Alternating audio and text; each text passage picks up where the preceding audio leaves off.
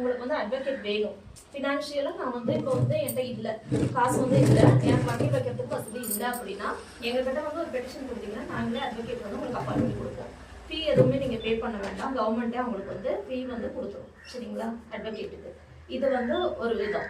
இன்னொன்று என்ன அப்படின்னா, உங்களுக்கு நம்மளை சுற்றி நிறைய டிபார்ட்மெண்ட்ஸ் இருக்குது. ரெவன்யூ டிபார்ட்மெண்ட் இருக்குது, பஞ்சாயத்து இருக்குது, முனிசிபாலிட்டி இருக்குது, இப்படி நிறைய வேரியஸ் டிபார்ட்மெண்ட் இருக்குது. அவங்கள நம்ம நிறைய விஷயத்துக்காக போவோம், நம்மளை வந்து அலைக்கழிப்பாங்க. பர்டிகுலராக சொல்ல மாட்டேன், சிலரை வந்து அப்படி பண்ணுறதுக்கு வந்து வாய்ப்பு இருக்குது சில அதிகாரிகள். அந்த மாதிரி இருக்க கேஸில் என்ன பண்ணுறீங்கன்னா, நீங்கள் அதுக்கு ஒரு பெட்டிஷன் வந்து பந்தலூர் கோர்ட்லேயோ இல்லை எல்லா தாலுக்கில் இருக்கோ அந்த கோர்ட்டில் போயிட்டு கொடுத்தீங்க அப்படின்னா அந்த அதிகாரிகிட்ட நாங்கள் வந்து அனுப்பிச்சி விடுவோம். இது என்ன ரீசன்னால இது வந்து பெண்டிங்ல இருக்கு, இது வந்து ஃபுல்ஃபில் ஆகிறதுக்கு என்னென்னலாம் ஃபர்தராக வேணும் அப்படின்னு சொல்லி அவங்களுக்கு அனுப்பிச்சிடுவோம். அதுக்கு வந்து நாங்கள் 1 month டைம் கொடுப்போம். அதுக்குள்ளே அவங்க வந்து எங்களுக்கு ரிப்ளை லெட்டர் அனுப்பணும். இன்கேஸ் அவங்க அனுப்பலைன்னா அந்த அத்தாரிட்டி யார் வந்து அந்த நிர்வாகத்தை பார்க்குறாங்களோ அவர் வந்து எங்களுக்கு ஆன்சர் பண்ணணும். சரிங்களா? இது வந்து ஒரு சாதாரண தனி நபராக இப்போ நான் போய் கேட்டாங்கன்னா சொல்ல மாட்டாங்க, நீங்கள் போய் கேட்டாங்கன்னா சொல்ல மாட்டாங்க.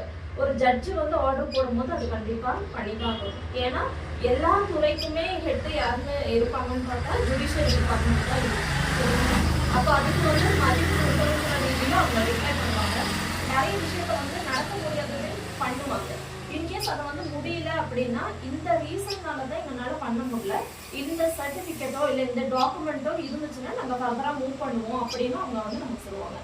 எனக்கு என்ன தேவை, ஒன்று அந்த வேலை நடக்கணும், இல்லைன்னா அந்த வேலை நடக்காமல் இருக்கிறதுக்கு என்ன காரணம்னு தெரியணும். இது ரெண்டில் எது ஒன்று தெரிஞ்சாலும் நான் ஃபர்தராக மூவ் ஆன் பண்ணிட்டு போயிடலாம். ஒன்று அந்த வேலை முடியும், இல்லைன்னா அந்த டாக்குமெண்ட் வாங்குறதுக்கு என்ன ப்ரொசீஜரோ நான் அதை பார்த்துட்டு போவேன். ஒரு இடத்துலயே நான் ஹோல்ட் ஆகி நிற்கிறதுக்கும் அது ஃபர்தராக மூவ் ஆகிறதுக்கும் வித்தியாசம் இருக்கு இல்லைங்களா? அதுக்கப்புறம் ஹஸ்பண்ட் அண்ட் ஒய்ஃப் பிரச்சனை இருக்கும். இப்போ லேடிஸ்க்கெல்லாம் என்ன சொல்றதுன்னா டிவின்னு எல்லாருமே போட்டுட்டு இருக்காங்க. நான் வந்து நம்மளை சொல்லல, ஒரு சிலரை வந்து சொல்றேன். ஹஸ்பண்ட் வந்து எந்த தப்புமே பண்ணியிருக்க மாட்டாங்க. இவங்க வந்து என்ன சொல்றது, சட்டமுமே பெண்ணுக்கு தான் அதிகமா முன்னுரிமை வந்து கொடுக்குது. அதை வந்து தப்பா சொல்லல. பழங்காலத்துல வந்து நம்மளை வந்து அடிமையா வந்து வச்சிருந்தாங்க. நம்ம வந்து அதுல இருந்து வெளியே வரணுங்கிறதுக்காக தான் கவர்மெண்ட் வந்து நமக்கு ஃபேவரா நிறைய இது பண்ணுச்சு. அப்ப நம்ம என்ன பண்ணணும், அதுக்கு வந்து நியாயமா இருக்கணும். இப்போ வந்து ஒரு ஹஸ்பண்ட் வந்து குடிச்சிட்டு வராரு, ரொம்ப டார்ச்சர் பண்றாரு, அந்த மாதிரி கேஸ்ல வந்து நீங்க டிவி வந்து அப்ளை பண்ணலாம். சரிங்களா? அது வந்து தப்புன்னு நான் சொல்ல மாட்டேன்.